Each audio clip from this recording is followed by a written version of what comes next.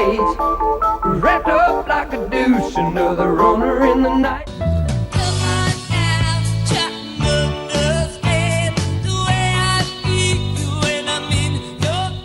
Think you're listening to an original rock song? Think again. Many songs that have taken the stage, climbed the charts, and become legendary are actually covers. And what's even more surprising is that some covers are so famous that they overshadow the originals, making listeners believe they're the real deal. It's that transformative power that makes rock special, turning an ordinary tune into a lasting legacy. Today we're going to explore 15 iconic rock songs you didn't know were covers. Trust me, there are some that will definitely surprise you. Let's get started.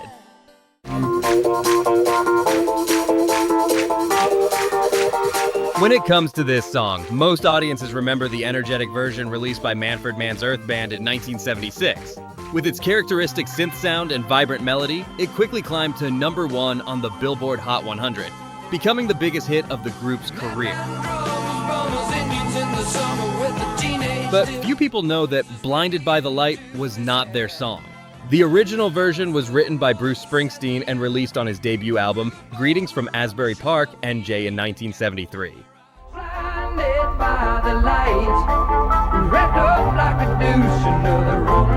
However, the Boss's version had a folk rock color, complicated lyrics, and was difficult to reach the majority. As a result, it was almost ignored. When Manfred Mann covered it, they cut the melody, added powerful keyboards, and turned the song into a very catchy progressive rock song. It was that new arrangement that took the song from oblivion to a global hit. Springsteen once joked, "They turned my song into the hit I never had." Hearing Black Magic Woman, most audiences immediately think of Santana with its fiery Latin guitar and haunting rhythm. Released in 1970, the song quickly became a big hit, contributing to Santana's international stardom.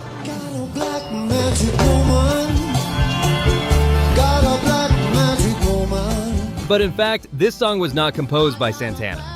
The original belongs to Peter Green, the first leader of Fleetwood Mac, released in 1968. This version has a traditional blues rock color, heavy on dark guitar riffs and deep vocals. It was well received by blues lovers, but never really exploded. When Santana covered the song, they breathed Latin into the song, combined with percussion instruments and a seductive guitar solo. It was this transformation that helped Black Magic Woman surpass the original, becoming one of the most characteristic songs of Santana and of the 70s.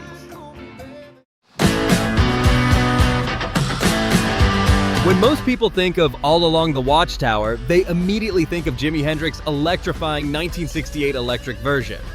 The blistering guitars and dramatic arrangements turned the song into one of the greatest performances in rock history. But few know that the song was written and recorded by Bob Dylan just a year earlier. Dylan's version on the 1967 album, John Wesley Harding, was a simple folk song, relying heavily on acoustic guitar and his signature voice. It was poetic, but not explosive enough to be a big hit.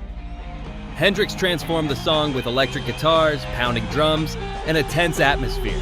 The cover was so successful that Dylan himself later performed the song in Hendrix's style, admitting that he had redefined the song.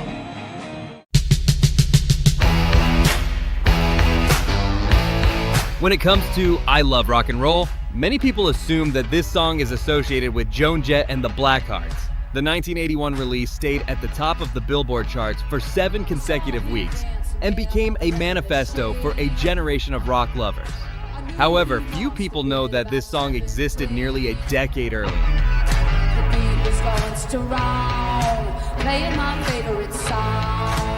Its original version came from the British band The Arrows in 1975. The original version had a glam rock sound, a catchy melody, but did not achieve significant commercial success.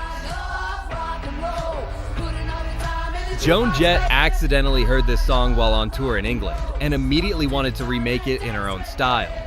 Her cover version was stronger. Her edgy and fiery vocals made listeners unable to sit still.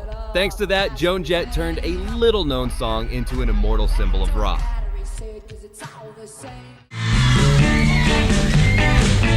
For many, Twist and Shout is one of the Beatles' most explosive moments. The 1963 version of the Please Please Me album featured John Lennon's trademark raucous scream, which sent the song into a disco frenzy. But the Beatles weren't the first to cover the song. Written by Burt Burns and Phil Medley, the song was first recorded by the Top Notes in 1961.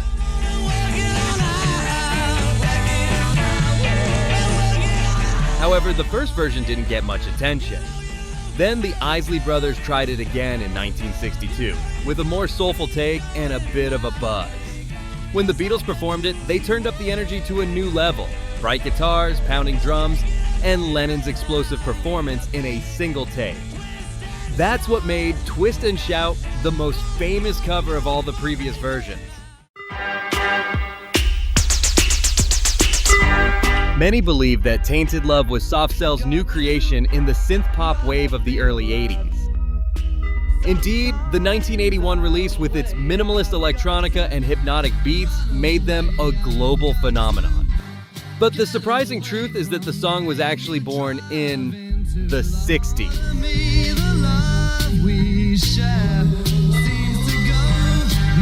In 1964, American soul singer Gloria Jones recorded Tainted Love. That version was energetic, blending soul and Motown, but it sank into obscurity, almost unnoticed. Even by the late 70s, it was considered a little-known B-side.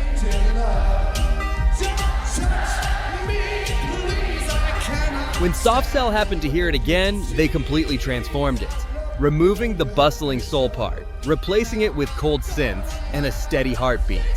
It was this transformation that made Tainted Love an international hit, and to this day it is considered one of the most successful cover songs in pop rock history.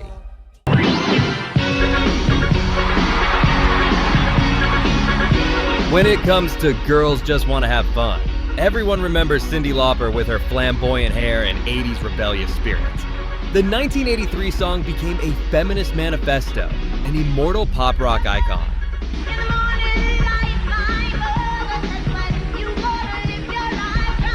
But few people know that this was once a man's song. The original version was recorded by Robert Hazard in 1979.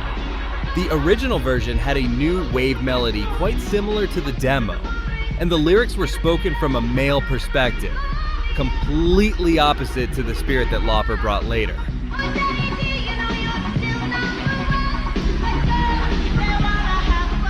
When covering it, Lauper reversed the message, turning it into a strong voice for women, and remixed the music to be cheerful and energetic. It was this radical change that made the cover not only more famous than the original, but also made Cyndi Lauper famous.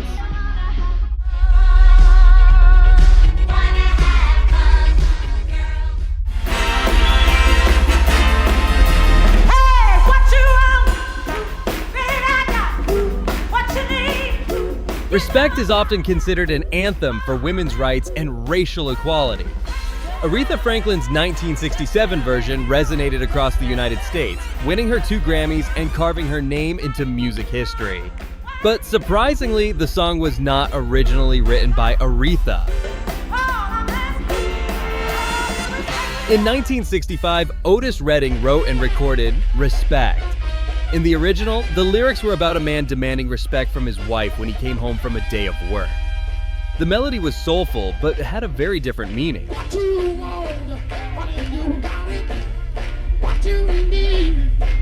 Aretha Franklin turned it around. She changed the lyrics, repeated the powerful R-E-S-P-E-C-T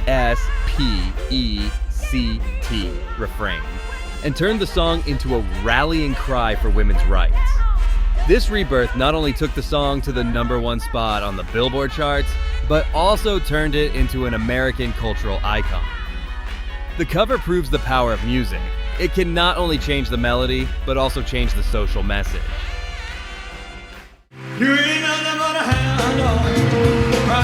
Hound Dog is synonymous with Elvis Presley. His explosive vocals, the hip-swinging moves that made him a TV sensation in 1956, and the leap that made him the king of rock and roll.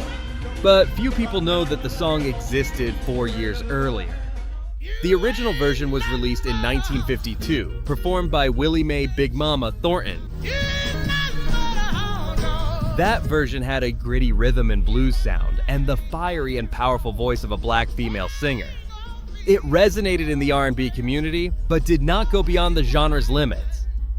When Elvis recorded it, the RCA studio team refreshed the song with an up-tempo rhythm, brighter electric guitars, and explosive performance style. The cover immediately became a cultural phenomenon, selling millions of copies and redefining the concept of rock and roll. One song, two fates. Thornton took the original spirit, while Elvis turned it into a global icon. When Nirvana performed The Man Who Sold the World on MTV Unplugged in 1993, audiences were drawn into the eerie atmosphere of Kurt Cobain.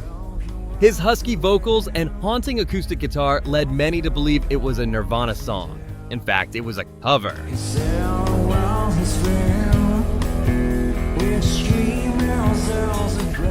The original was by David Bowie, released in 1970 on the album of the same name. Bowie's version was dark glam rock, layered instrumentation, and eerie melody, typical of his style at the time. Meanwhile, Nirvana stripped down the song, keeping the acoustic sound, turning it into a haunting confession.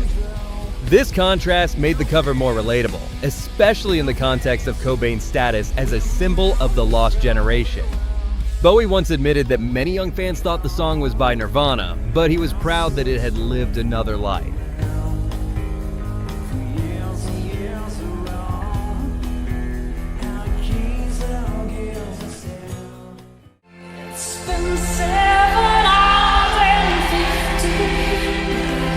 The image of Sinead O'Connor sitting and singing with tears in her eyes in the 1990 music video became iconic.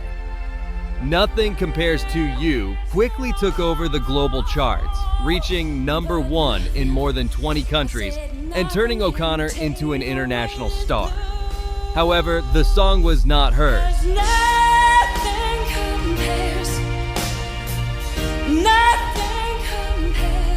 The original version was written by Prince in 1985 for his side project, The Family. The original version blended funk and soul, but the album release was not well received, causing the song to fall into obscurity. When O'Connor performed it again, she delivered a bare ballad, emotional vocals, and minimalist arrangements. It was this honesty that touched the hearts of the audience, turning the failed song into a global mega hit. This cover version not only surpassed the original, but was also honored as one of the best performances of the 90s.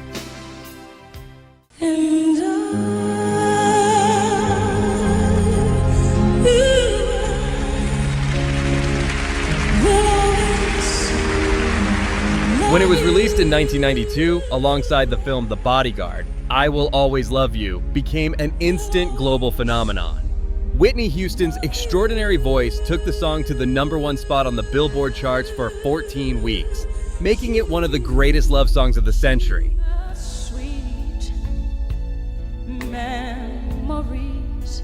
Few people know that this song was originally written and recorded by Dolly Parton in 1973.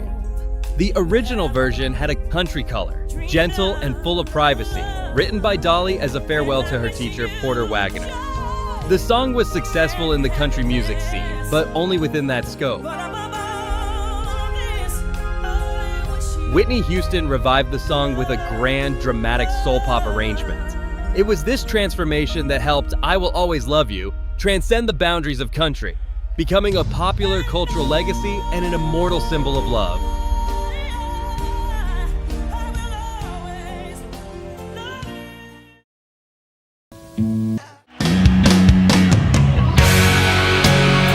Guns N' Roses released Knockin' on Heaven's Door in 1990, and audiences around the world were immediately drawn to the fiery guitars and powerful vocals of Axl Rose. Mama, take this back. The cover became one of the highlights of the Use Your Illusion 2 album, and was associated with the band's explosive performances in the 90s. However, the original song belongs to Bob Dylan, written for the 1973 film Pat Garrett and Billy the Kid. I'ma take this back off of me. I can't use it anymore. Dylan's version is a sad, slow folk rock version, evoking the mournful atmosphere of the Wild West. Guns N' Roses gave it a new look, a faster tempo, growling electric guitars, and an explosive chorus that kept listeners on their toes. It was this transformation that transformed the song from an emotional movie soundtrack into a legendary rock song, living forever with many generations of fans.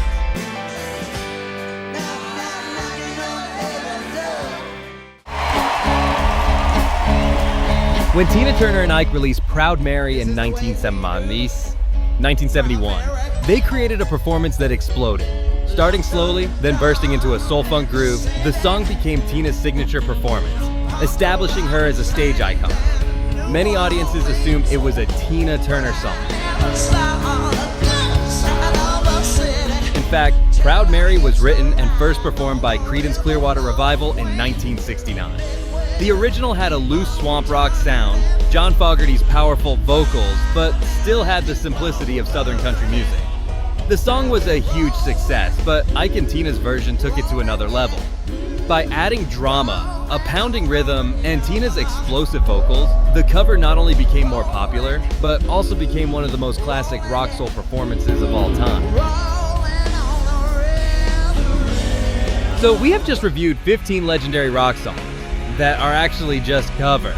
Surprising, right? Sometimes it is the remakes that become immortal, surpassing the originals and living forever with fans. Which cover on this list do you think has overwhelmed you the most? And do you know any other songs that were more famous than the originals? Share them in the comments below. If you find this video interesting, don't forget to like, subscribe, and turn on the notification bell so you don't miss out on the next exciting musical discovery. See you in the next video.